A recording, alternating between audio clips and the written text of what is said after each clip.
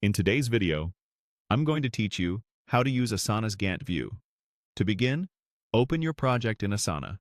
At the top of your project, you'll see a plus icon that lets you add a new tab or view.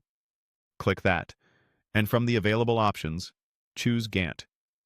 This opens a timeline-style view where each task appears as a horizontal bar across a calendar, giving you a clear picture of when work happens and how pieces fit together. Take a moment to orient yourself.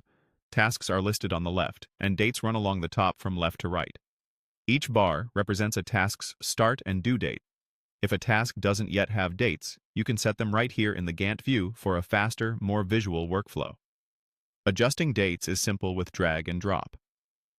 Grab a taskbar and slide it left or right to move the entire task earlier or later. To change the duration, drag the ends of the bar to extend or shorten it.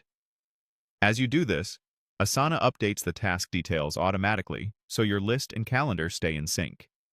A quick tip: adjust the zoom level of the timeline to work comfortably at the right scale, whether you're planning by days, weeks, or months. You can also create dependencies visually.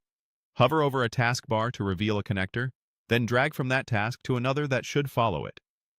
This creates a dependency, which tells everyone that one task can't start until the other is finished. Building these relationships helps prevent scheduling conflicts and keeps your plan realistic as work shifts. Once your dates and dependencies are in place, review the schedule to identify the critical path, the sequence of dependent tasks that determines your final delivery date.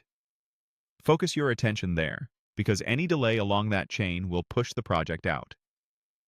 If your Gantt view offers a critical path highlight, turn it on to see that path instantly. If not, trace the dependent links from the start to the finish to find it manually. As you analyze, consider where you can shorten durations, safely run tasks in parallel, or relieve bottlenecks to protect your end date.